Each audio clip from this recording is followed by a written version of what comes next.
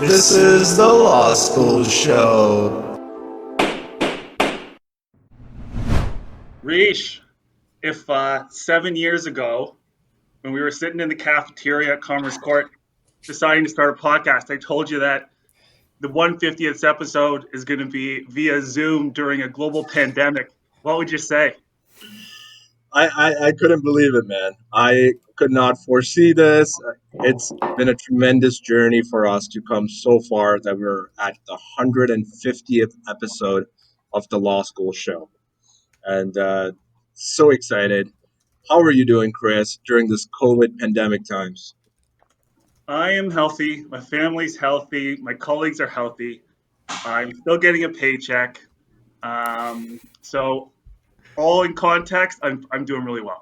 But yeah, agreed. It's a very unique time, but grateful that we've had so many law students step in and carry the baton and really continue to help their fellow law students figure out career development and network and meet new people. So I think we're doing well, and I think the team that's lined up for this year is going to knock it out of the park. So I think we should bring them into this combo. Let's do it. Hello, everyone. This is the Law School Show 150th Extravaganza. I'm your co-host, Jake Clark, and I am also joined in this endeavor by Amos Vang, the maestro of the microphone. We are here to deliver a roundtable discussion from the architects of this show and those who have carried it out since. All right, so once again, welcome everybody to the 150th episode of the Law School Show. That has been 7 seasons in the making, years in the making, and today, all of us here, everyone that you see here, are either current producers, current managers, or former managers as well. We have the two very first hosts and producers of the show, the creators of the show, here on this very, very special episode. Chris, Rishi, David, Polly, and Ryan, all coming from different eras of the Law School Show. And to all of you, thank you so much for coming on the show. Now, Yeah, my pleasure for sure. Now, let's start off very much from the beginning. And what better way to start off than to ask the original question? One of the very first questions that Chris and Rishi have asked in their very first episodes of the Law School Show. And I'll start off with Chris, and then I'll lead on to the next guest. So I'll lead on here. So, Chris, let's start with you. Tell us about yourself without talking about the law. Very nice. Well, that allows me to talk about my current role, which happens to be a non-legal role. So I work for Ontario Power Generation. I'm a senior manager in regulatory affairs. So I have responsibility for helping prepare our rates application that goes before the Ontario Energy Board, where the OEB sets the rates that OPG gets paid for its regulated generation. So that's a relatively new role for me. I'm a dad. My daughter is 2.5. She's doing great. She's got an opinion now. She does prefer me to be shaved, so I always get compliments that I have a nice face the day I shave. I learned that this morning. I like to cycle, run, bug Rishi whenever I can to get a little more insight into what's going on in the world. That's me in a nutshell without talking about law. Rishi, what about you? So, from the different facets, I guess I would like to highlight non-law interests that I have, which are mainly in entrepreneurship and finance. I can sit and, as Chris knows, talk about finance for hours on end, discussing whether it's the stock market or where the economy is going and what's happening with the housing market. I do have opinions on those. And on the entrepreneurship side, Chris and I started the Law School Show, and following which I started Bar Exam Crackers. So always looking at new business ideas and evaluating them, along with my full-time job as a corporate lawyer at Stikeman Elliott. And for those of you listening or watching this very special episode, Chris and Rishi, once again, are the two original creators of the show all the way back in, I believe it was the first episode, September 2014. That's, well, quite a long time ago. I was just starting my first year of undergrad back then. And along with us also for the ride is also David Liu, who was an advisor from seasons 3 to 5 and co-manager of the show on season 3. So, David, tell us a bit about yourself without talking about the law. So I'm David. I guess I can first start by saying, so I'm still practicing law in Ottawa, in condominium law. But aside from that, I have interest in volleyball and swimming. I guess over the past few years, some things have changed in my life. So, for example, I got married, so that's new. I moved to Quebec. So I practice in Ottawa, but I live on the other side of the river now. So I'm just trying to improve my French. So that's kind of an ongoing project for me. Aside from that, it's pretty much similar to what it was in school. So I did my undergrad and my law school at U of O. So it still kind of feels like a student life, except instead of going to campus, I'm going to my office. But other than that, yeah, that's pretty much me in a nutshell. And the next one here is Polly Ho. She was co-manager of the show from seasons 4 to 5 and also a host of the show from seasons 3 to 5. So, Polly, tell us a bit about yourself without talking about the law. I'm a plant lover. I have over 100 plants at my home. So, yeah. It's good in Hong Kong, where I am. You actually get a lot of different kind of species of plants, and there's a big flower market that I always go to pick up new plants. Other than that, I grew up in Hong Kong, and then I think when I was around 16, I moved to Canada, and I did all my studies in Canada, until I got my Bachelor of Science in Canada, Master of Science. I worked in the scientific field for quite a long time. So I still really like science. That's sort of become part of me. So other than that, so now I'm back to Hong Kong, working in immigration law firm in Hong Kong. And do you have a favorite plant by any chance?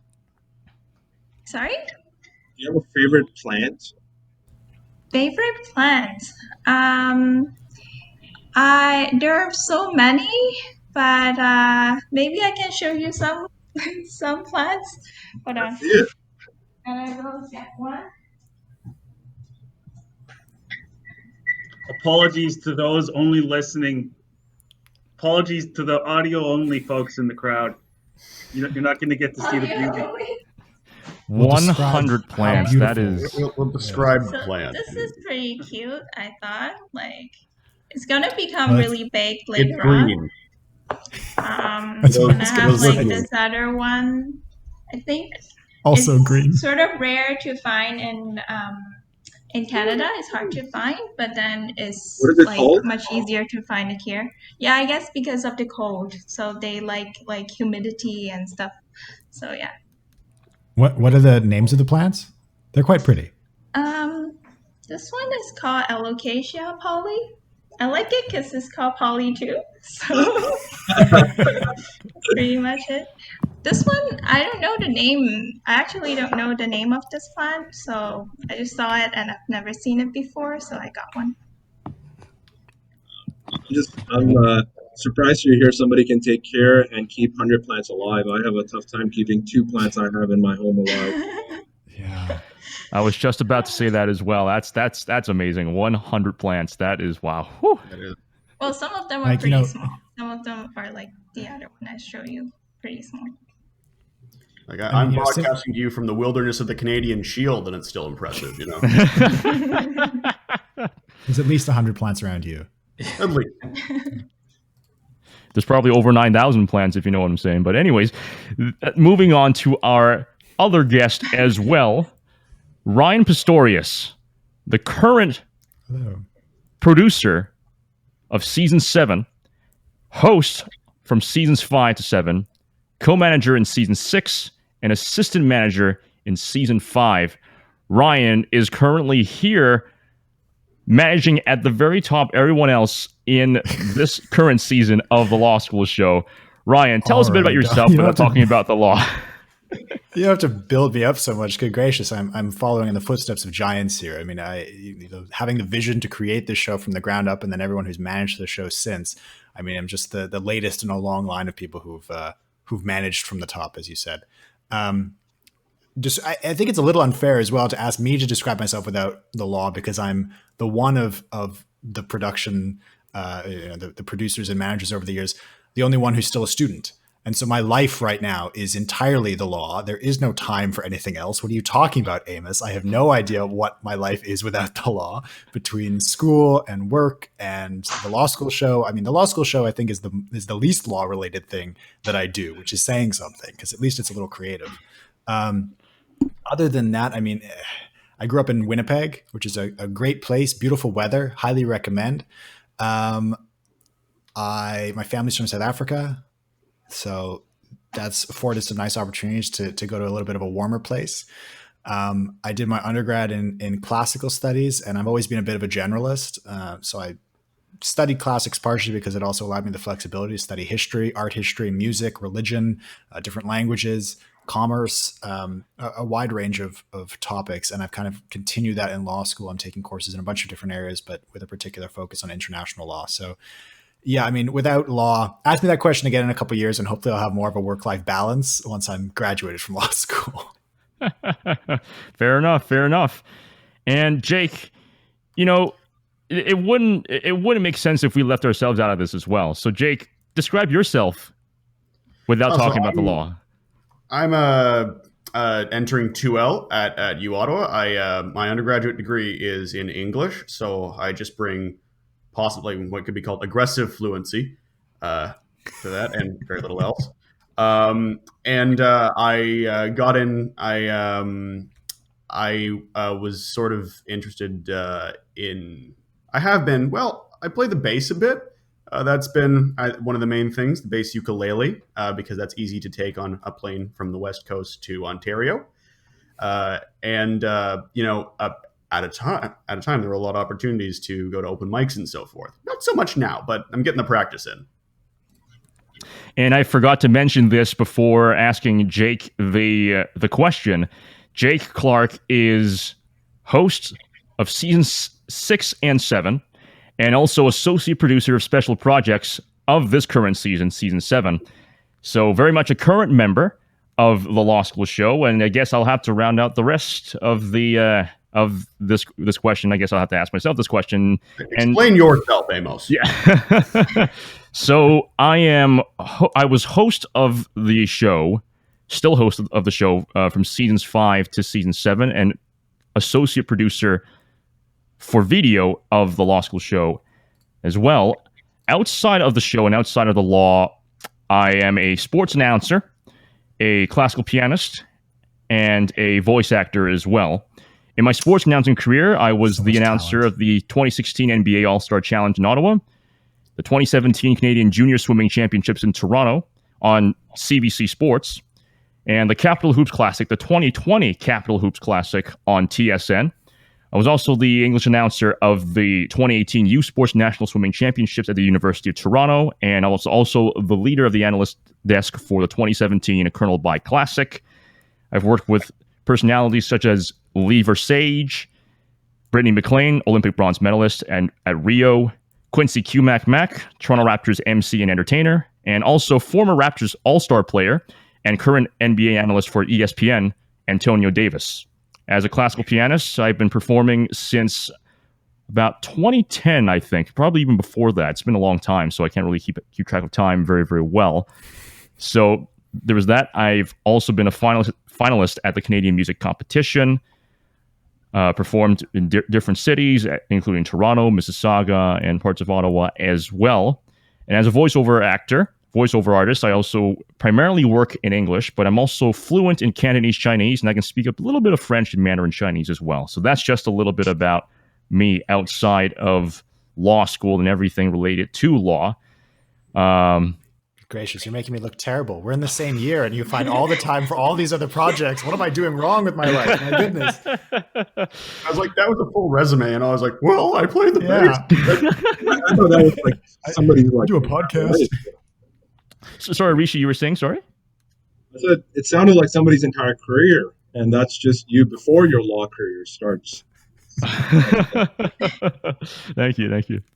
Speaking of beginnings and of broadcasting too, I think that it's rather fair that we get into what brought everyone to the law school show, or in the case of Chris and Rishi, what brought the law school show into existence. Can you guys tell us a bit about that? We'll go round the way. So we can start it off. So Chris and I, we summered at the same law firm, Stikeman Elliott, where we were having lunch one day. Like Chris mentioned at the outset of the episode, in Commerce Court, and both of us were independently thinking about ideas, and we came together and we recognized that, there are so many different career paths you can take with your legal degree. There's not one path, but we found it hard to get that information. What are those career paths? How do you get from one place to the next? The only ones that we were really aware of were what we were seeing in the university, which were mainly going to the Bay Street. So we thought, what better way to bring that information back to the school, and more importantly, for us to learn about the different paths. And we thought we should kick off the law school show. So I'm pretty sure the conversation happened, Chris, correct me if I'm wrong, was in August. And by September, we had our first episode out. Nice. Yeah, it all happened pretty quick. It was still relatively early in terms of the podcast game when we started. There were a lot of, one of our initial barriers to spreading awareness of the show was that people didn't know what a podcast was. They would say, oh, can I get it on YouTube? I'm like, well, I mean, you could, but it's better if you do it, download it on your phone, use iTunes. So that was, we had a bit of an early mover advantage, which was good. And then the other, I think, core tenet that Rishi and I have always surfed in terms of keeping this thing alive is helping. We wanted to help other people fill that gap around practical knowledge. We wanted to help other people fill the gap in terms of network and people they could potentially reach out to or learn from, so that they could bolster the academic part of their life with a more practical, real world perspective. So that was how we kicked it off, and it was fun. So there was something that we were doing it was our third year, right, that we did that in terms of law students. That's right. Yeah. Those were started with weekly episodes. Yes. It was amazing. Weekly interviews and editing and getting an episode out. What were you using to edit in the first days? Audacity. Ah, a classic. Classic. I still use that now too. So. Yeah, me too. That's how this will probably be edited. And David, when did you come into things? It's actually a funny story on that one. So the summer of my first year of law school, I worked in the city of Ottawa and I counted traffic. It's actually a pretty boring job. So I basically out on the streets every single day, having this machine and pushing buttons. So to pass the time, I'll listen to podcasts. And I thought, well, I should probably think about ways of getting more knowledge about the legal industry. Since I'm in law school, I should probably have to figure out a job situation. And then the law school show was one of the shows that I found. And so I listened to it over the course of the summer. And there was one time when, after listening to one episode, I sent an email to Chris and Rishi giving feedback. And then, so after that, just before the year started, I thought, okay, I've given them feedback. Maybe I should get involved and actually follow up on what I felt could have improved and maybe help contribute to the show. So that's how I winded up joining the law school show and getting started in that. Excellent. That's quite an interesting story. This is like the precocious listener. Like, okay, yes, I like the show a lot. It's like John Frusciante joining the Chili Peppers. That's and then Polly, when did you come onto things? So I started working for the show in 2016. I was 1L at the time, and I actually was a big fan of the law school show before even joining to work for the show. So like I listened to the show for the entire year while applying for law school because in my family I don't have anyone who are already like in the legal profession. So like it was helpful like listening to the show and find out like what are the other career paths that are available to lawyers or law students in general. So and when I found out that actually the law school show was started in University of Ottawa, which is where I'm studying, I thought like, whoa, this is a good opportunity to like sort of give back to the law school because I thought like it helped me so much when I was like applying for the law. So you were listening to it before you knew it was a U Ottawa thing. Yeah, I didn't know. I thought I somehow I thought like it may be like a US thing. Like I totally don't know where it is coming from, but then yeah. So one thing that a lot of people obviously wouldn't know, but Chris and I did, our huge listener base when we launched the law school show in the first year, somehow we obviously had a big listener base in Ontario, but our second highest market was California. No idea how. Very interesting. Very no interesting. idea why, but it was California somehow. It's still high. It's interesting that you say that because one of our most recent interviews is from a family lawyer in California named Stephen Coelty. It'll probably be up before this episode is released. But he reached out to us. I thought that was very interesting. That's we've got a broader reach than I surmised. And then Ryan, there, man, how did you come to the show? So I will fully admit that I did not actually hear the podcast before I heard about the podcast. So I was coming into 1L. I had been listening to, I have a lot of respect for Professor Forces at the University of Ottawa, but there was a podcast, an orientation podcast, which I think was, I hope he'll forgive me for saying, I think it was in his earlier days of podcasting experience because the quality is a little, well, it sounds sometimes like a student podcast. It's his current podcast has certainly upped the game. But I listened to it. It was an orientation podcast series, about 18 episodes for U Ottawa. And I listened to that while I was moving to Ottawa. And the episodes were getting better and better as they went. And this seemed like something that was really fun and really interesting. And I've always had a bit of a creative streak. And so when I started 1L, there was a Facebook post. It would have been either Polly or Rama or Jessica, one of the co-managers that year, who posted it and said, hey, we're a podcast. We're a student-run podcast. We're looking for hosts. And that was kind of how I got involved. And since then, I've discovered that U Ottawa seems to have a huge market for podcasts. We have obviously the student podcast going, but then as I said, Professor Forces has his own now. Professor Liu has a new podcast. There is now a new orientation podcast, which has much higher production values, called Baladroit U Ottawa. And so it's really blossomed into something else. I guess it helps during the global pandemic to listen to some podcasts. And so I just heard about it. It seemed like a great creative opportunity. And I put my name forward and joined the team. There you go. It is. I will say, I think I stumbled upon the podcast the same way because I was the intro podcasts were part of it, and I was Googling U Ottawa Law Podcast, and the law school show comes up first. So I listened to that. I think I listened to a couple of episodes before I was like, oh wait, this isn't what we have to listen to beforehand. Oh well, in for a penny. What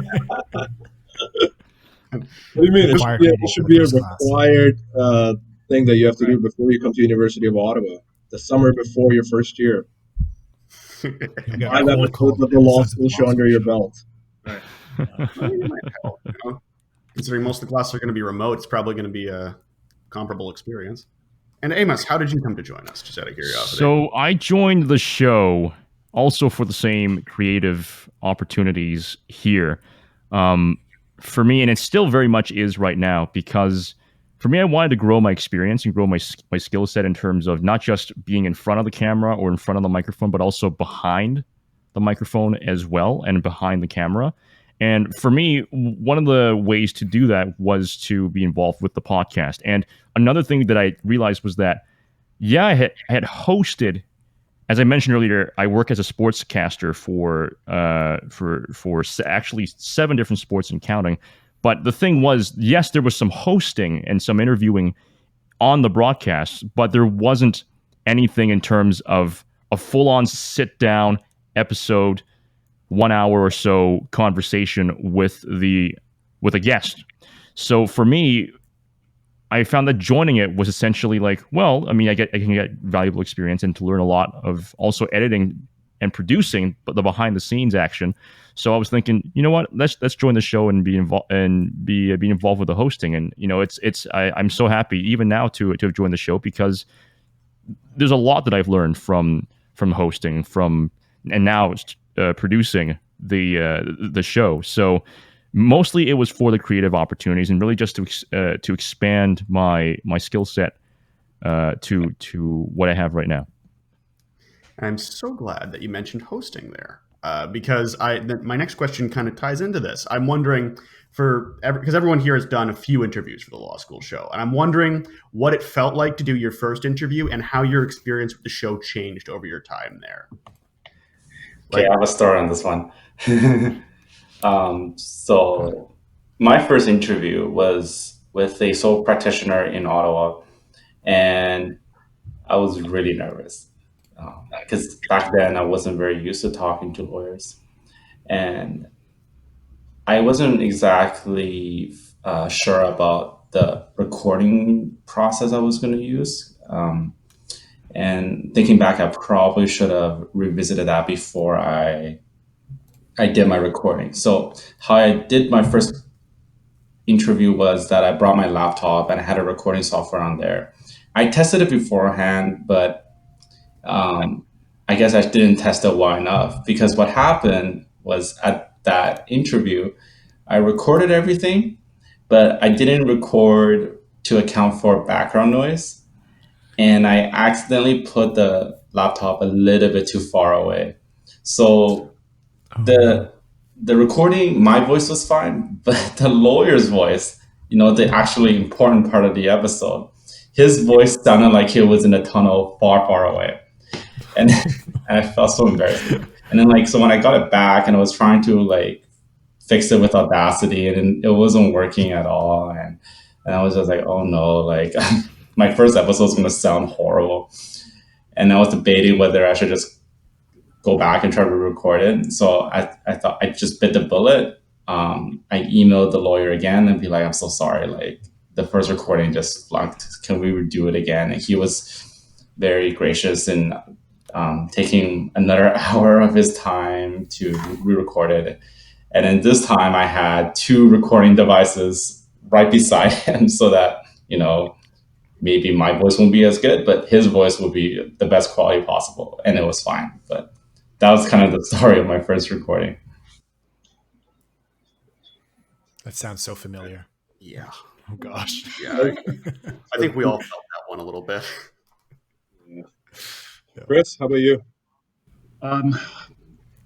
So I think 2 things I learned. One is listening to your own recorded voice is probably the best way to identify little tendencies in the way you speak, and to ultimately, I'm ultimately an advocate. I worked in litigation for a long time prior to this job, which is sort of litigation adjacent. So it was a great way for me to critique my own voice.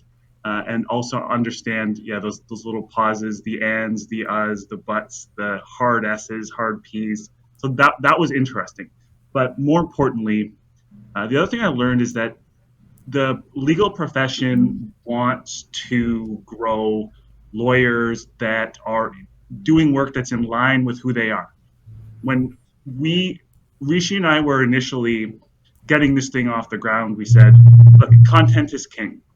We don't need to make this fancy. Let's just go in there with our cell phones and ask people if they want to talk to us. And we thought that maybe 5 out of 10 people would say yes. I think it was like 59 out of 60 people said yes. And we, with each one of those individuals, were like, this is a long form discussion. We're going to sit with you for an hour and mine you for information about who you are and how you got to where you are and what's good and bad about all of that. And people were so willing to share that it was really that's what made the podcast successful, and ultimately helped Rishi and I identify some of the things in our own lives that we needed to pay attention to in order to develop careers that were in line with who we are. And that is really the secret sauce in having a content career life and being able to balance that with all the other stuff we love doing. Yeah. I couldn't agree more. How about you, Rishi?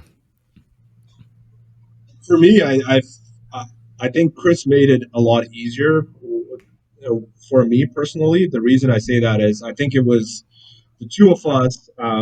We could go back and forth with each other. We generally started off with like a one-page set of high-level questions, and I every single time I think we recorded, we learned something new about each other, and we all, in the sense that we start off with a topic, and Chris would take it in a direction that I never thought the conversation could even go, which just led to us learning more about the person we were interviewing, which was very helpful for me because I wasn't very comfortable behind the mic initially, and then that gave me the opportunity to open up and be a lot more free flowing. And obviously, that continued to help me in my career as well as a corporate lawyer, where my daily job requires me to be on calls pretty much most of the day. Thanks, man. It's so nice. You're both so complimentary of one another. Being like how much you learn from the other. It's a wonderful partnership. 7 years later, my goodness, you don't hate each other. That's wonderful. It was like we were taking some shade. You're like an Eagles reunion. Well, the thing is that if you at that stage, if you think about you're in third year law school, as all of you guys can relate, trying to get an episode out on a weekly basis, you rely on each other a lot, and you have to like each other, but more importantly than just liking each other, you have to be able to trust each other, and know that the other person is also looking out for the show and trying to benefit the show as much as possible. And that's what we developed early on, and obviously have continued since 2014. That's definitely impressive. And Tonight? Polly, how about you? Great minds think alike. My experience is actually kind of like David's first experience. Well, I was so nervous with my recording. With like being a host. Like I remember, like with my first interview, I didn't even hit the record button. And like it went on for minutes until and then later on I realized it. So we had to like kind of start over. And for the lawyer, she was like, I think she was quite a young lawyer. So it was her kind of first interview on a podcast as well. So it's kind of like good in a way because like when we start over, we both know what we're doing now. So it kind of works out. But yeah, I totally understand like how like for new hosts, like it's actually there are a lot of challenges, like because like there's like the technical issues, and then there's also like having to manage like the expectation of the guests and like the timeline and stuff. So totally understand. Yeah, like Paul, you're right. You made me remember that interviewing is a skill. Like Yeah. when we that's another huge thing that I think Rishi and I learned was that we started and we weren't very good at interviewing people, and then we certainly developed that skill over time. And the sort of the ability to sit in a room with someone and have a couple questions in your back pocket, but at the same time be able to freestyle a little in order to understand where that person wants to go with the conversation, and really, as an interviewer, you're a facilitator, right? Like it's not about your own voice, it's about their voice and eliciting the best information you can from your guests. And you really do develop skills by doing this that allow that to happen more easily. And I think translate into the lawyering in general. Getting information is crucial to what we all end up doing. Yeah, and those skills actually transfer very well in the real world, because I found that I agree. when I started in my second year for the law school show, I used those skills during the summer interviews for both 2L and also 2L summer, and then also for articling. And in my current job, the interview was basically the two lawyers asking me, David, do you have any questions for us?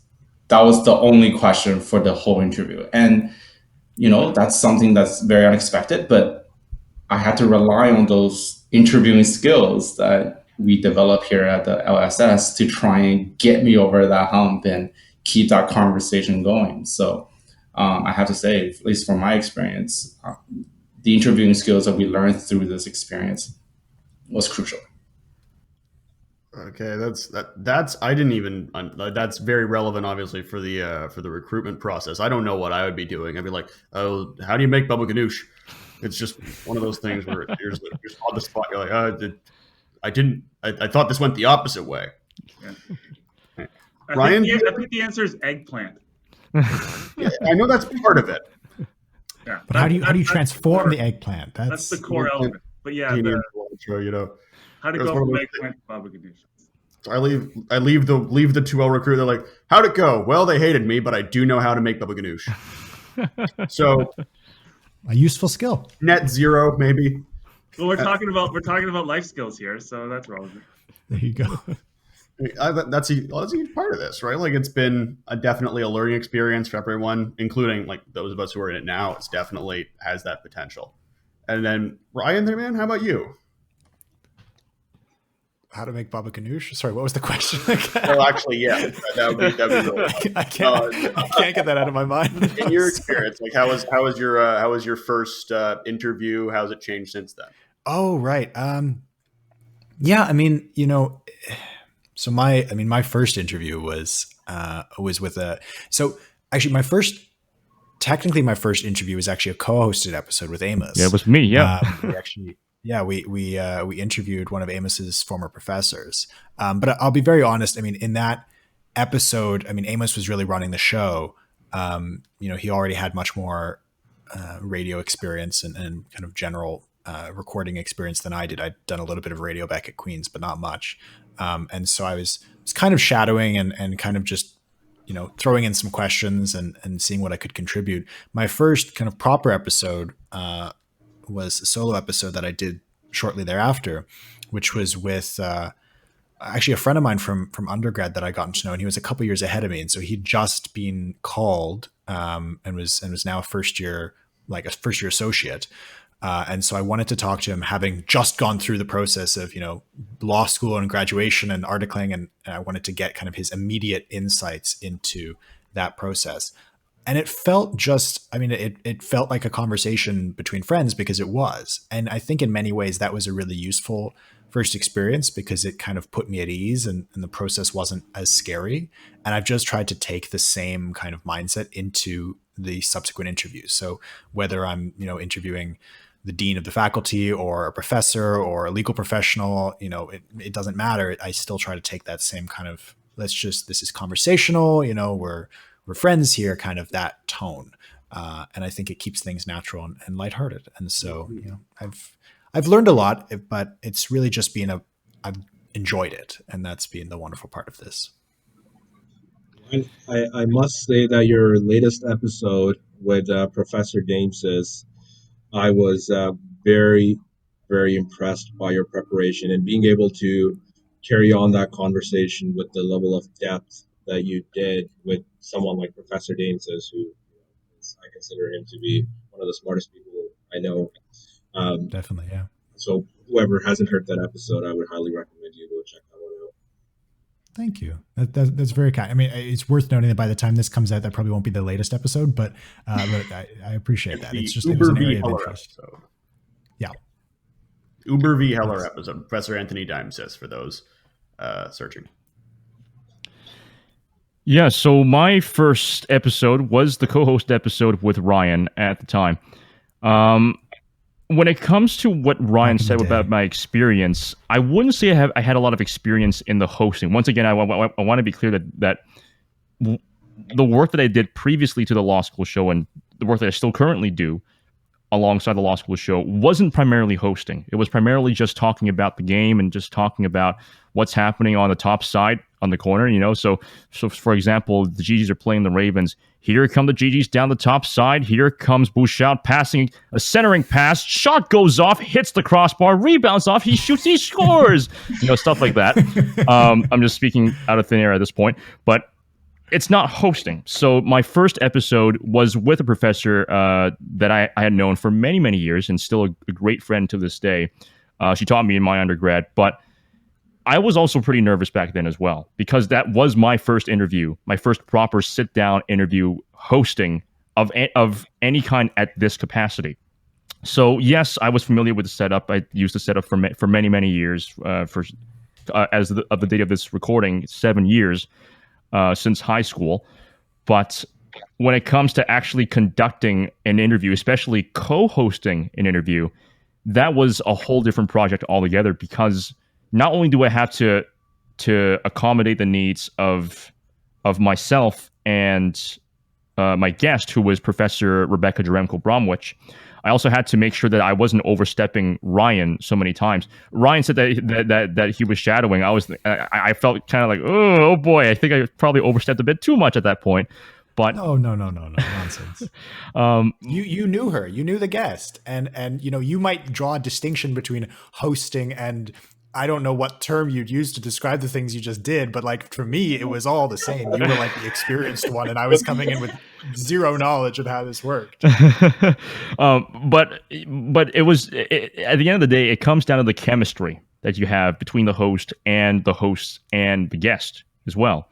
So for me, it went well, but it certainly could have been better. I mean, there's an old saying that I'm not sure if it's an old saying, but it's something along the lines of, you know, nobody makes the first time. You know, everyone has their first time. Nobody makes it perfect. Nobody absolutely hits it out of the ballpark. There's going to be things that you can learn from that first episode, no matter how well it goes. And for me, that's what I certainly learned from the first episode. And that was about, I think, almost an hour, the first episode, which is the typical length for a lot of our episodes over the past 6 or 7 years. But that was my first experience. It was a great experience and a memorable experience.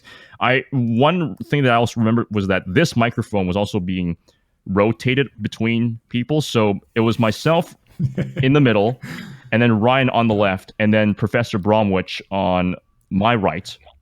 And it was a terrible setup. It was unfortunate because I didn't have an omnidirectional microphone, and I still don't. This is I don't want to say it's single directional, but it's a dynamic microphone, so you have to be very up close. For the listeners, you can't really see it, but it's the Shure SM7B. If you look online, you'll have an understanding of what I'm talking about, especially for the technical listeners. The microphone is designed so that you have to speak very closely into the microphone. So right now, if you're able to see this on camera, like I'm literally about an inch, maybe even less than an inch from the actual microphone itself. And that's because it takes out a lot of the background noise. Even if I were to leave this room right now, there's a chance you won't even hear me at all. That's how close you have to be. So whereas if we had an omnidirectional microphone, that's a whole different story. Rishi seems to have the Yeti there.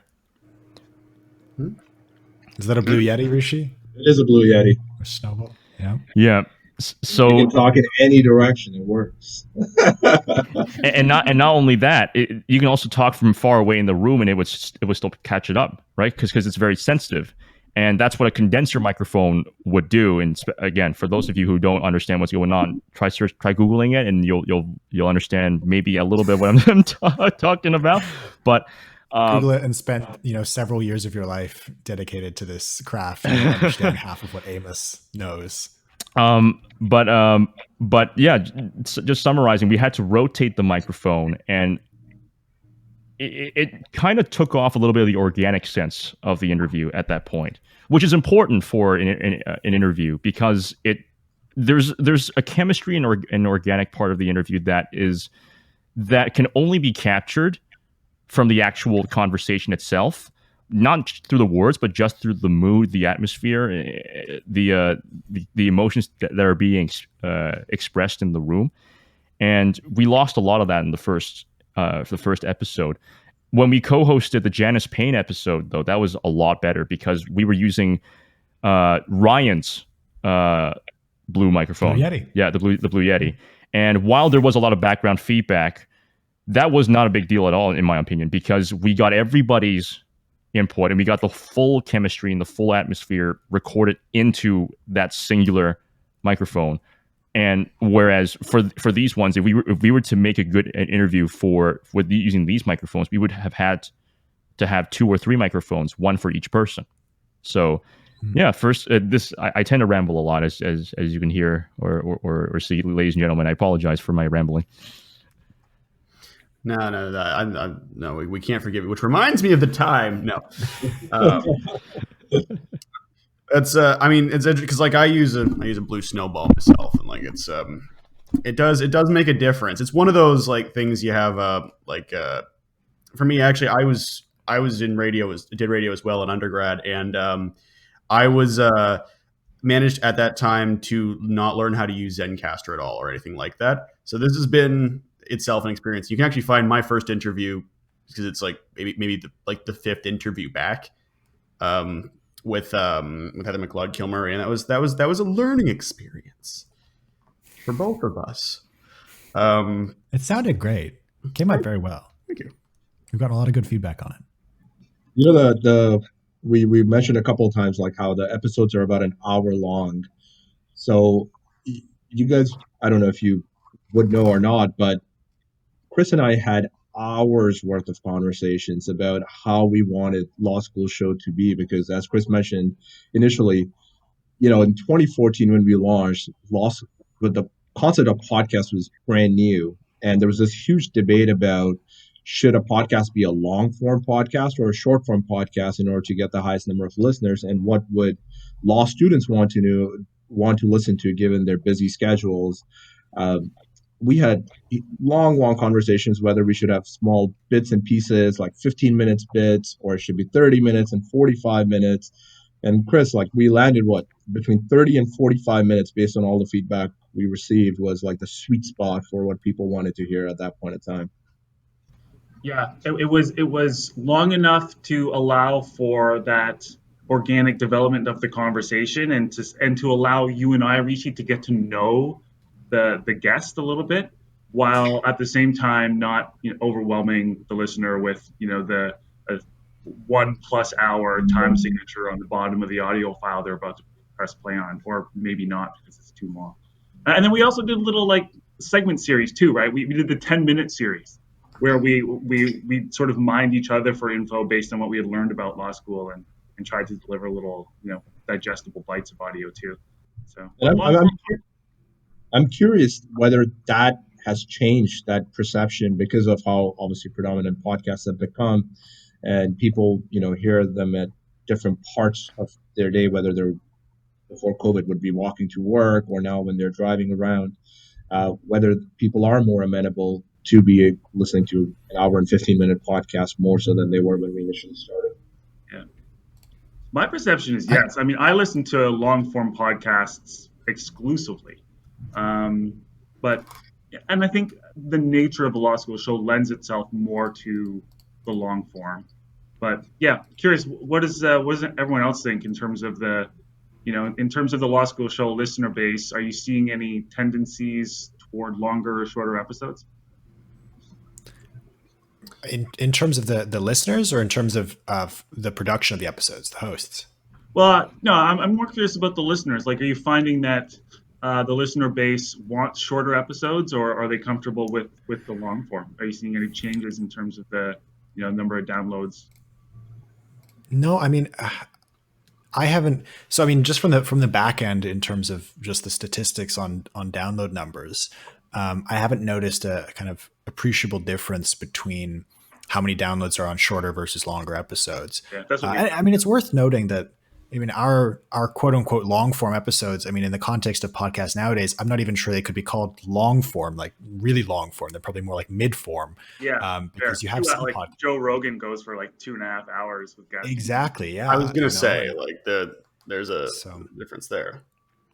And to Yeah, our so, listeners, I mean, by the way, that's how we find out. That's the bellwether right there. So download.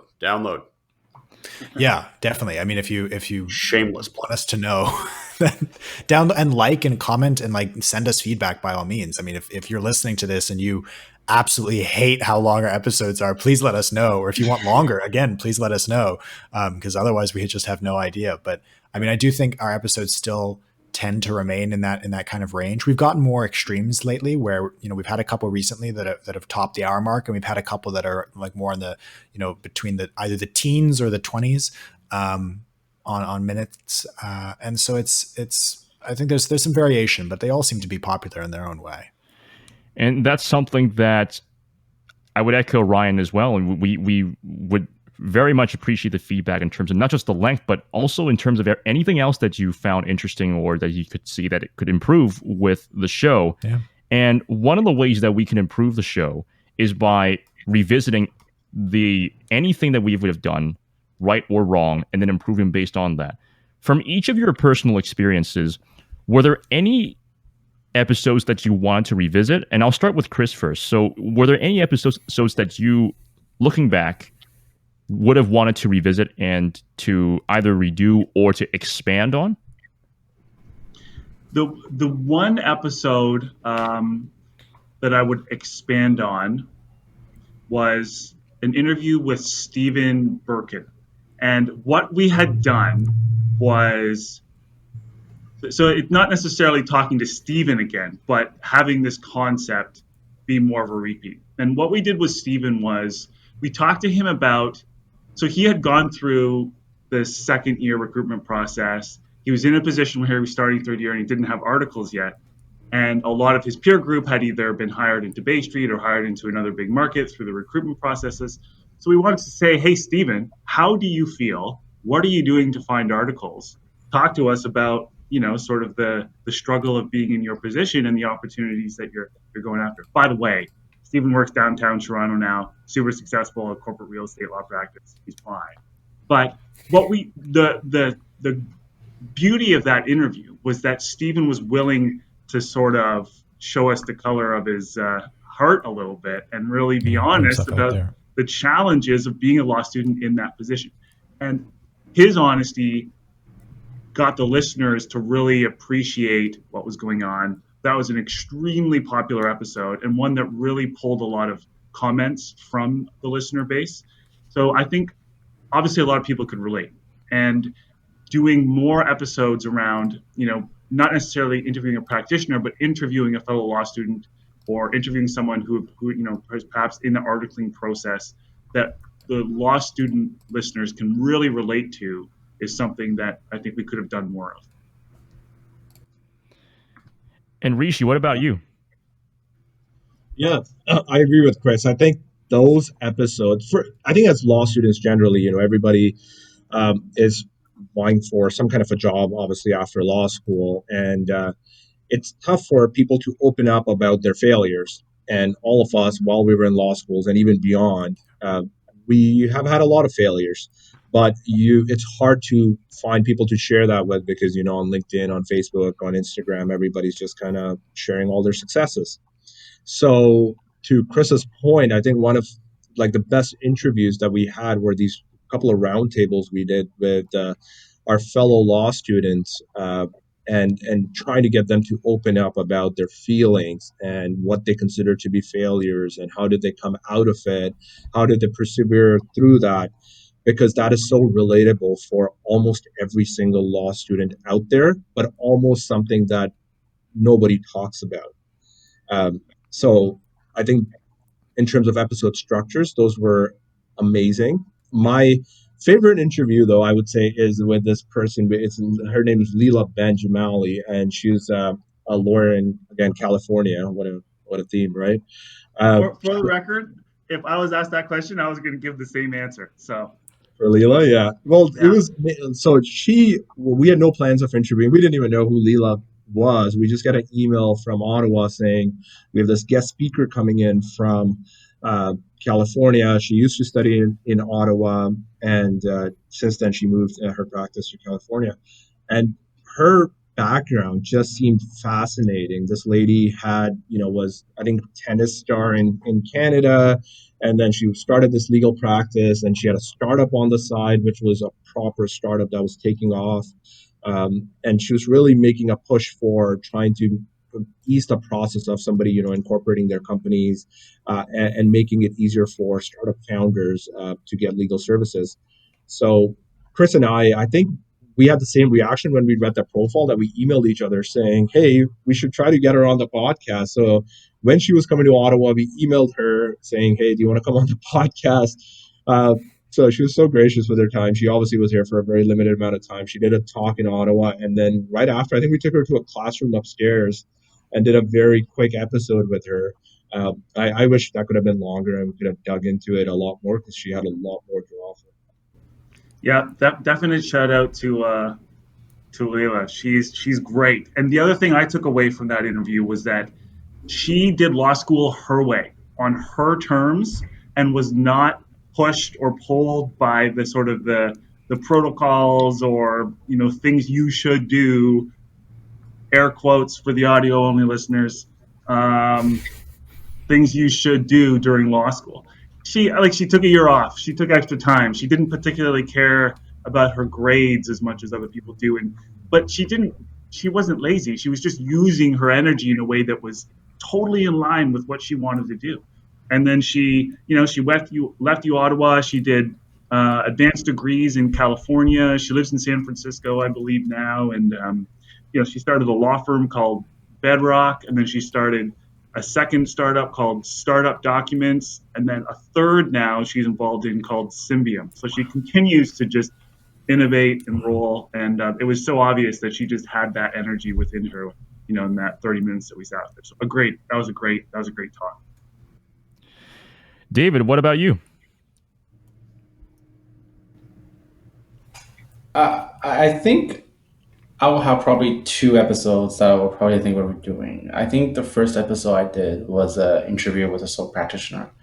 And it was a good episode at the time, but I think, especially because of the current COVID situation, the practice of law has changed dramatically.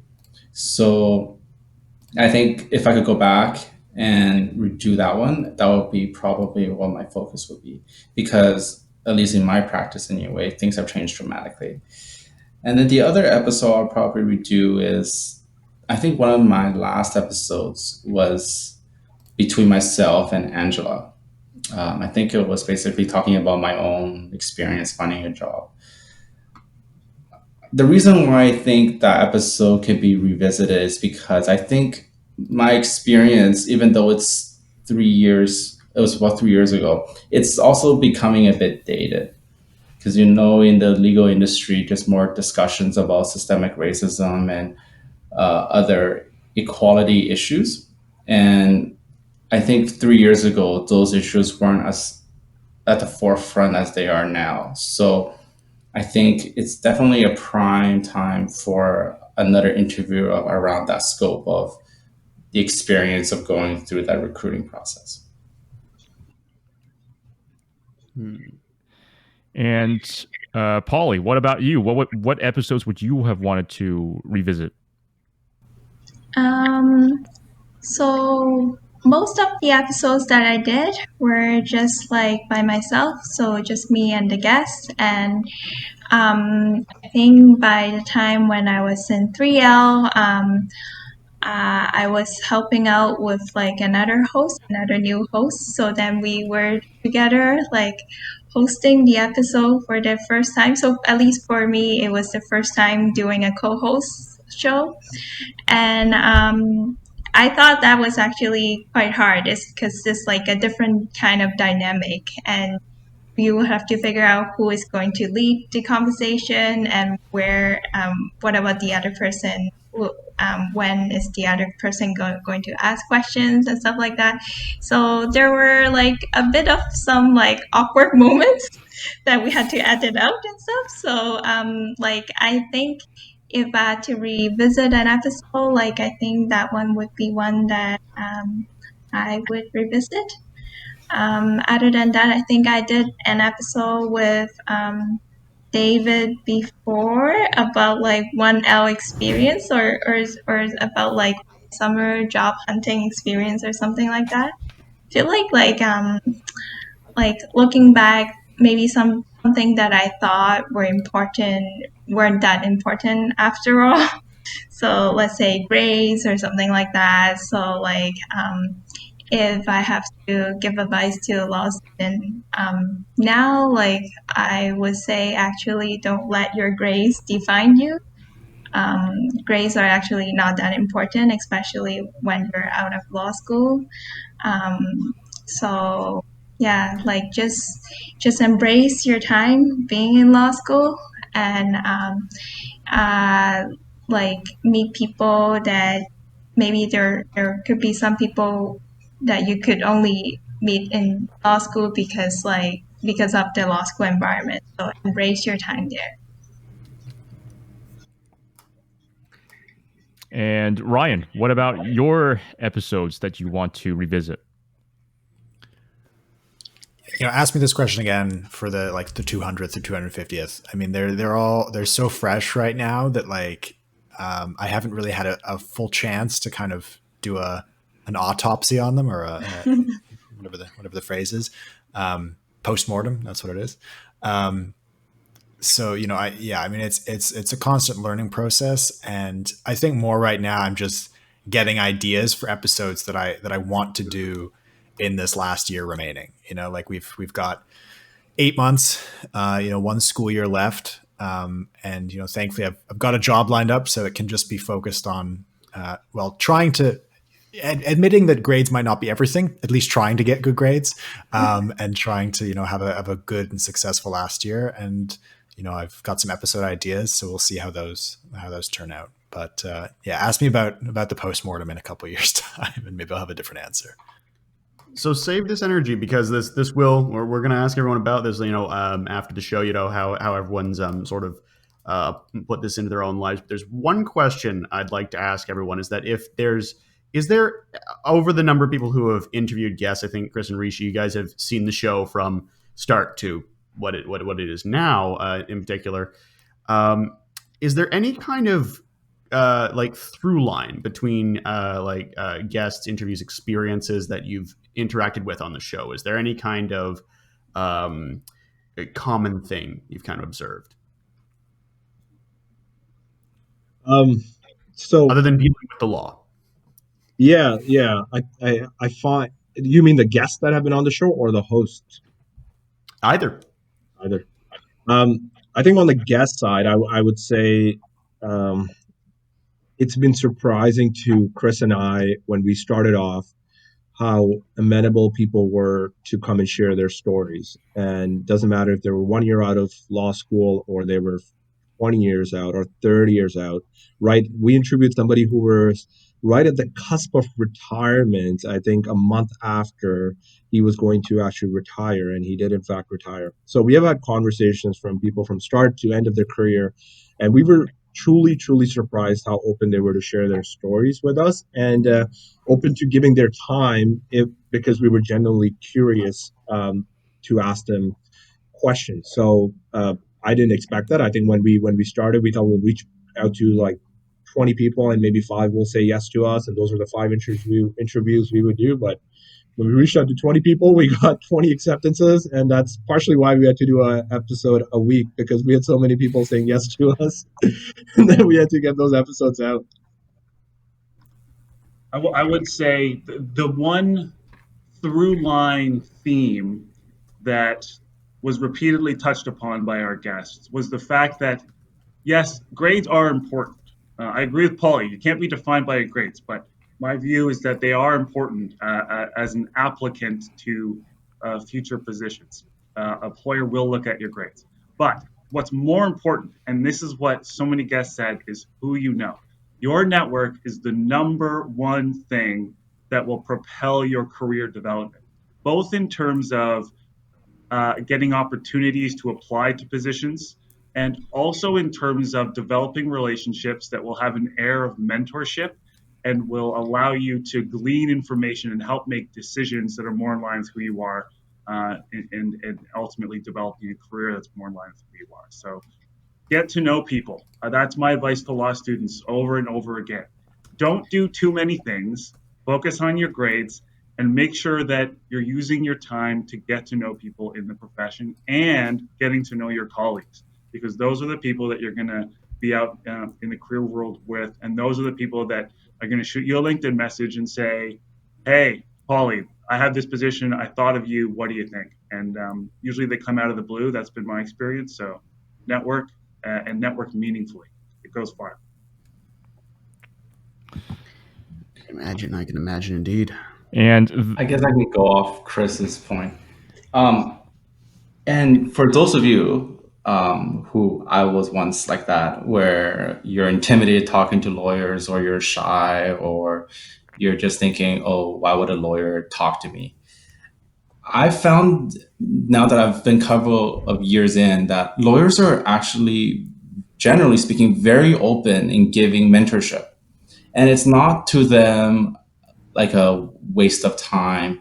It's often for them a way of them giving back and putting it forward, because many of the lawyers you see, they're not in that position, in me included, without that sort of mentorship, without that sort of help that they got early in their careers. And so you'll find that many lawyers will want to do the same thing for the next generation. So I know for myself, when I was going to law school, I was like, well, no lawyer is going to talk to me. Like, I'm a student. But now that I'm on the other side, like, go for it.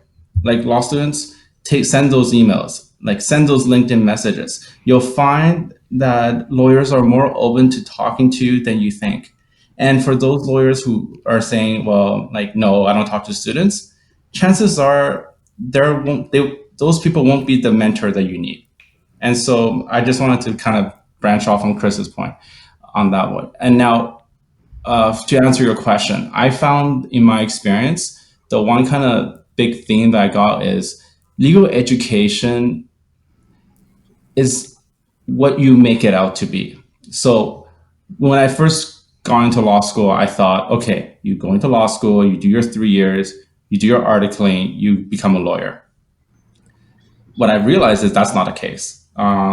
You can use legal education however way you think. You can go into private practice, you can go into government, business. I think I have a classmate that's doing communications. So very variety, a lot of flexibility in legal education. Don't feel like you're kind of pigeonholed into becoming a lawyer, because you're not. Certainly important pieces of advice for everyone listening and watching this video. And I'm glad that you also that you also were the one to answer this question, David, because my next question was actually about you in particular, specifically in terms of just being able to talk with different people, and you've had a much more flexible opportunity on your own as well when you had your own podcast, and you still have your own podcast, the Conopedia podcast. And I believe your first episode was released on April 9th, 2020. So it's a very, very new podcast, and it has about 5 or 6 podcasts at this time. As of the recording of this episode, this being recorded at the very end of August, what were some of the parallels that you found between your podcast and the law school show? And what skills, knowledge, and inspiration did you bring from the law school show to Conopedia? So Conopedia is kind of our firm's little pet project that they asked me to do. It happened because they found out that I was a host for the law school show. Well, I guess from a practical standpoint, definitely the skills that you learn through audio editing. So Audacity, I've relied on that a lot. The launch of the Conopedia podcast has kind of been unplanned because of COVID. So a lot of the first couple episodes are basically COVID themed episodes. And those ones are kind of not traditional because they were Q&As that are firm prepared to answer a whole variety of COVID questions. The most recent episode is kind of the most traditional episode, quote unquote, because it's basically the first episode between myself and Jim Davison, who was one of the name partners. And that's the traditional one where you're doing an interview style conversational interview. And, I had to rely on my law school show interviewing skills because as sometimes these things happen, I didn't do too much preparation. So a lot of the questions that you hear me ask Jim is kind of just naturally through the conversation. And those skills you develop in interviews for jobs. But for me personally, I also developed those while I did the interviews for the law school show. It's still a project in progress, and more episodes will be coming out, but it's obviously a little bit slow given the workload that we have. So it's always good to have, a podcast that in your back pocket that you can host and produce on a semi-regular basis, because not only is it good for you, but it's also good for the firm that you work for. It's given that that Conopedia is related to the firm that you work at.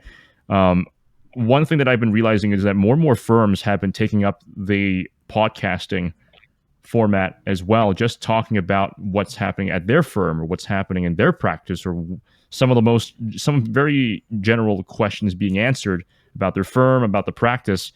And that's something that I think is a growing medium for a lot of firms and a lot of businesses in at least the early part of the 21st century, because people are very busy. And typically how I see podcasts is that it's kind of like a medium where people can either sit down and listen to. It's a very versatile medium. People can either sit down and listen to it, people can sit down and watch it, or people can play it in the background and then listen passively, but then pay a lot of attention to very important and very interesting parts of the podcast, which almost always happens in pretty much any podcast episode that you listen to. And I think podcasting is just such a flexible tool that not just individuals can benefit from. Individuals and businesses and organizations can really benefit from that. And Jake, I'm very sure that you have also had a lot of experiences with benefiting from this as well, not just in terms of skills, but just in terms of your public presence as well on the internet as well. Well, that might be a mixed blessing for a lot of people, including myself. But it is true. You can do a lot of things with podcasts. You can listen to the law school show whenever. You can listen to it when you're at home. You can listen to it while you're out getting groceries. You can listen to it while you're working out. It's there's a lot going on there. I mean, you're pumping some iron and you're learning about Uber v Heller. Like, it's an excellent thing. I do it regularly, obviously. I do think there's an aspect to it. I think we're really seeing this now, when we are like mandated to be, we cannot have this in person, for example, we're mandated to be apart from each other. Mediums of communication that do this, and means of creating media that replicate those means of communication, like podcasting, for example, is kind of almost a medium between the two, but I think they do bear a lot of thinking about, because there is this aspect. I really do think that if I was coming into 1L this year, I would be incredible. I would be listening to a lot of this show because I would probably have no idea what to expect. And I think that may be a fair experience. I feel like how I came to this, which is like Googling this to find like the Ottawa law podcasts in general. I think that might be a relatable experience. And I do think that there's great value to that. So I got a question for you guys, Jake, Amos, and Ryan. Given you are the ones running day-to-day law school show for this year, what can our listeners expect forthcoming this year? Ryan, I think you'd be the best one to answer this question. Oh, so much. We're looking forward to this year. It's going to be exciting for a number of reasons. Firstly, we've got, I think, the biggest host team that we've ever had. And we're bringing in hosts from other schools as well, trying to expand a little bit beyond just the Ottawa family, because a lot of the lessons, a lot of the experiences that we share don't just apply to to the Ottawa legal market. I mean, a lot of it is in Toronto, and there are students in Toronto and students in Kingston and in Windsor and even across the country.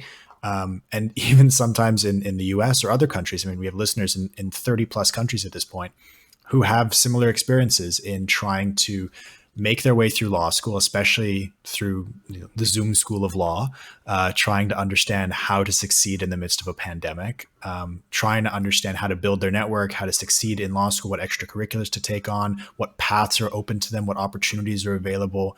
Those kind of lessons aren't just limited to Ottawa. And so we're trying to expand a lot more. And that means that we'll have more content, more diverse content, more relatable and applicable content that's more usable to our listeners. We've expanded a little bit beyond just the emphasis on careers. So that's still one of the three main pillars now that we have for the show. And the other two are the student life. So, success as a student. How do you get good grades? How do you study? How do you balance extracurriculars? How do you know what extracurriculars to get involved in? How do you finance law school? Things like that. And then the third is kind of substantive law. So like the Uber and Heller episode, what happens when you just have legal topics that are really interesting that you just want to learn more about? Well, now you can turn to the law school show and learn more about them. So we'll have new episodes there. So those three pillars, the career, the student life, and the substantive law, will kind of guide us through season 7 as we have our fantastic host team try and produce way more content than we've had in years past. So hopefully we'll even get to the once a week that you guys managed to hit somehow. Hopefully. So and I think given the COVID times, that student life pillar is going to become so much more important, because that interactions you would be having in the library or when getting food with each other will no longer be there for at least a short period of time. And students will be relying on, listening to resources like the law school's show to ask, to get answers to the questions that they would have in their mind that they generally might be asking people that they run into. So I feel that it's almost an extra level of responsibility on a show like the law school show, which has been operating for a number of years, to make that process as seamless for students as possible. So kudos to you guys for taking on that responsibility and continuing the show. Another question I have is now for Chris is, how do you see the broader vision of the show as we continue to grow the show onwards and upwards? Well, we're going to keep doing a lot of the same. I mean, the 3-pillar approach to episode 7 is timely, because there are specific things going on in the world for 2020 and 2021. But the key through those 3 pillars is getting to know people and helping people. So, those 2 goals of the law school show, which have been there since day one, will continue to drive the way we produce content going forward. And I'm looking forward to it. Like it's been an amazing transition from year to year. There's a little bit of new energy, new insights, new ideas every year. There's even a lot of tough nuts to crack out there that several teams have tried to do, but some so I hope that you guys are the first to succeed in certain of those areas. And so the future is going to be a lot like now, where people, if you're a law student, if you're a recent graduate, or if you're looking to learn about a certain area of the law or a certain substantive area of the law, whether it be career or substantive, then listen to the law school show. It's honest people trying to help their colleagues and ultimately develop their careers in meaningful ways. So it'll continue to be relatable, and that'll always be the foundation of what the team does. That's one great message to hear. Really like that. I definitely think that means a good bit.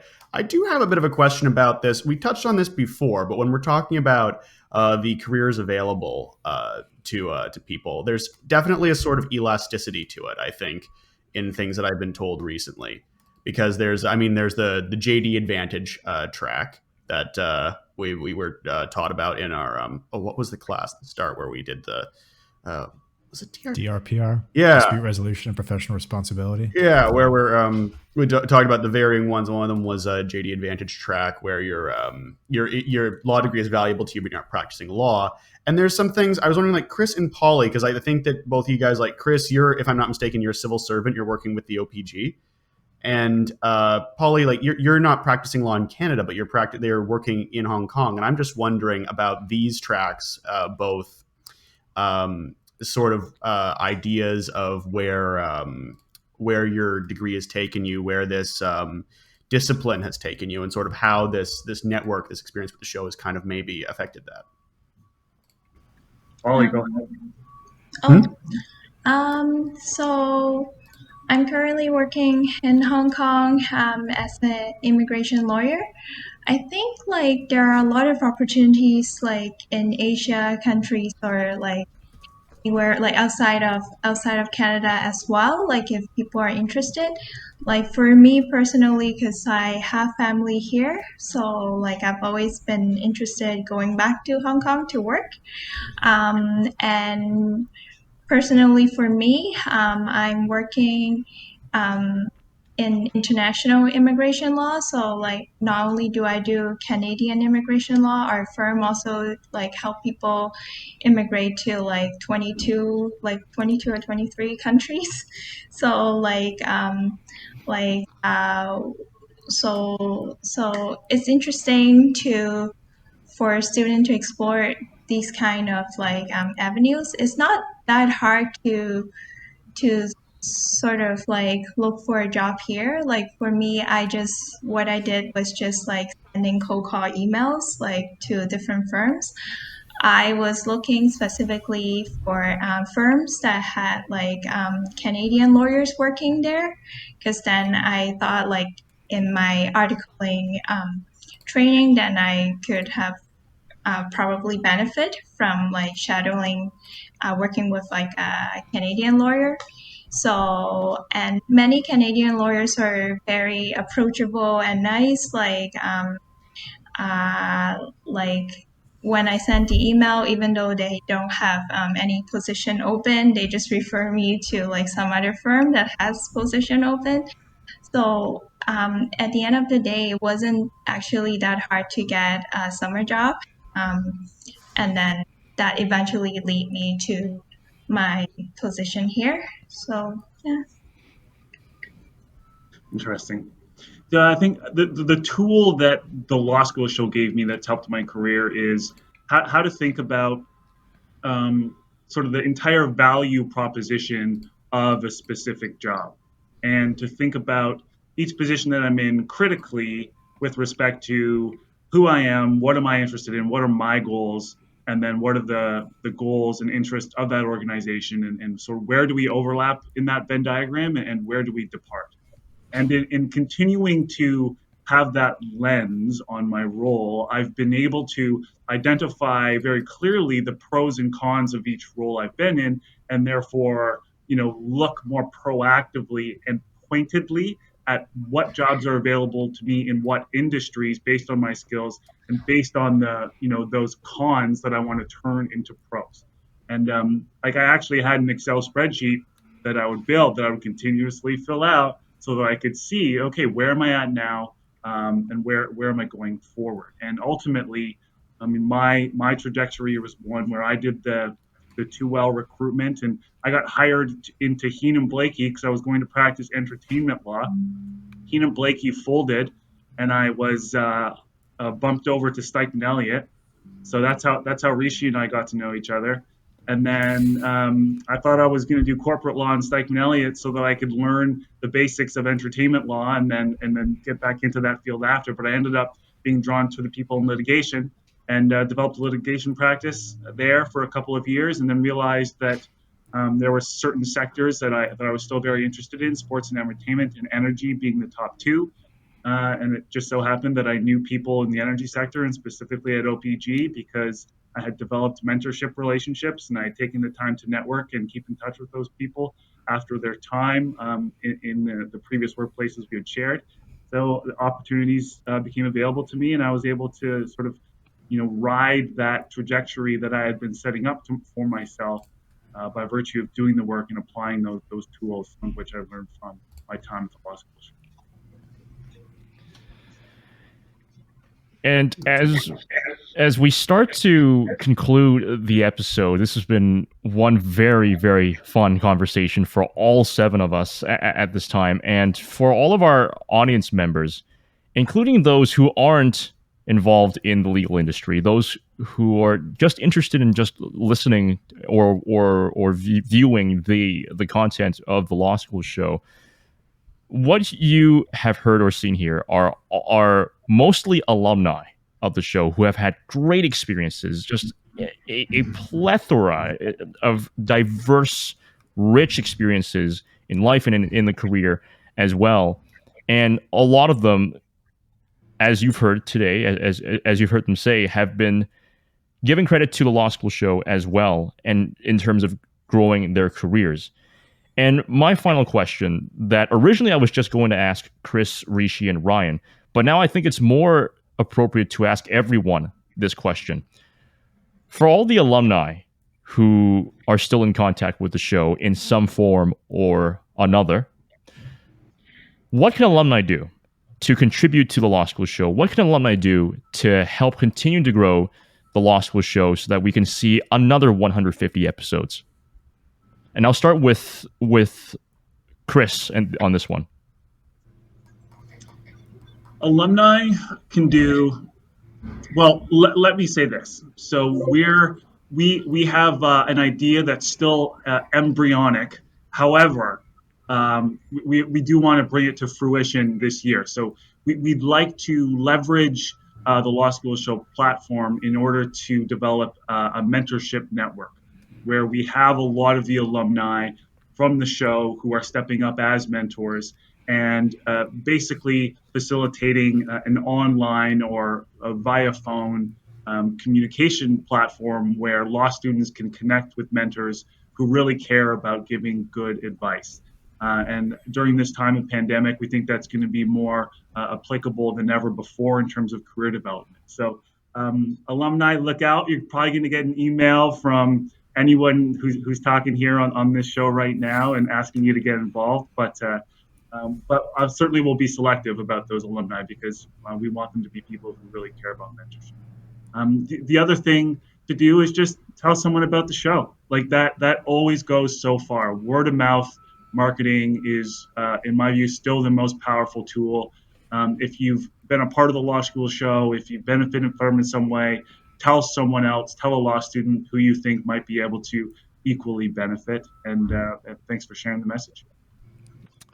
Rishi, what about you? So in addition to what Chris already said, because I think those are great ways, and we're very excited about the launch of our mentorship network, which is forthcoming in the next couple of weeks. I think one of the other ways your alumni can help is through sponsorship. So, Law School Show is a student-run organization. We are obviously supporting it, and there's a lot of room to grow. And, we're very impressed by the individuals like all of you guys who are running it this year, but there's so much more we can do. So if you would like to support the show, please do reach out to us. We are looking for sponsors on an ongoing basis, and we can engage in that conversation. And David, what about you? I think Chris summarized a lot of the most points. I think for some of our alumni who have some social media presence, I think sharing Law School Show podcasts on social media is one additional option. In terms of mentorship, if some of our alumni have started developing those mentorship relationships with law students, maybe not in Ottawa, but in other cities, and showing them this additional resource as well. And also, I think, at least in the workplace, if you find or if you meet somebody that you think will be a fantastic interviewee for the Law School Show, it might be helpful also to try and get them a shout and be like, oh, would you be interested in being interviewed for this podcast? And then try to make that connection that way. And Polly, what about you? I think I second what David said and what Chris said. I guess and if people can just share what they know about Law School Show with other people, that would be helpful. And if there's any interviewee that could be interesting candidate for the Law School Show, that would be helpful as well, I guess. The one thing I would just add is if you like the show, make sure you go and leave a review on your whatever podcast app that you use and give the show five stars. And Ryan, our current producer, from your end, what do you think alumni can do? Yeah, I mean, that basically summed it up, what everyone said. So, I mean, share the show with people who would be interested in listening. And certainly, share it on social media, talk about it, leave us a review on the Apple Podcast Store, whatever it's called nowadays, not the iTunes Store, but the Apple Podcast Network platform. Make sure to subscribe so that you get new episodes. That helps us stay active when we're making sure we're creating relevant content. Tell people about the show, especially if you think they're going to be interesting guests. That always helps us create more really interesting content by getting good guests on. As Rishi said, if you're interested in sponsoring, that would be great. You can go to our website, thelawschoolshow.com/sponsor, and you can learn more about how to actually sponsor some episodes. And, we can have a conversation about what that looks like and how you're able to support the show. And then look forward, as Chris was saying, to that alumni mentorship program that we'll hopefully be announcing in the coming months. That should be really exciting. Maybe it'll even be announced by the time this comes out. Who knows? But we'll see what happens. And yeah, just any way you stay engaged is great. Is an absolutely wonderful way to give back. And if you know anyone who you think would be good to get involved in the Law School Show, tell them as well. We can keep growing the Law School Show family. Tell them to send in feedback. That too, but also a host application. They can feel free to join. Wow. 150th episode with all or most of our management team from seasons past. Some important people could not make it. Yeah. And thanks must also go to Rama and Jessica and to Abby and to Dawn as well, who have all given huge contributions to the Law School Show over the years, but couldn't join us today. Yes, for sure. Thank you for the correction, Ryan. This was fun. This was really fun, Jake. This was really, really fun, everybody, to host. I mean, to be a part of the 150th episode is, in any shape or form, whether to be in the interview or to be listening in or viewing in, it's wow. I mean, there's a lot of history and a lot of work put behind it. I'm so happy to have been a part of this. And Jake, I'm so happy to have co-hosted this episode with you as well, being a part of this very, very special episode at this time. It was a blast. It was great on my end to meet everyone. I'm very glad to have done so. There's some amazing stories here, and I'm looking forward to editing. And yes, editing is going to be. Everyone's felt that about the podcast. 2 hours of audio. Have fun. Yes. But regardless, thank you all so much for taking the time out of your very, very busy lives across different time zones as well. Thank you so much for coming on today and to really share and celebrate this episode today. And thank you to everyone listening, viewing, and supporting the Law School Show for all these years, for all these episodes. Thank you so very much. Continue to support us. We hope you continue to support us for the next 150 episodes and for as long as the show is around. You can support us on thelawschoolshow.com. And also, as our alumni have all said here, that you can donate to the show if you want to and sponsor the show if you want to as well. Once again, thank you so much for all the support.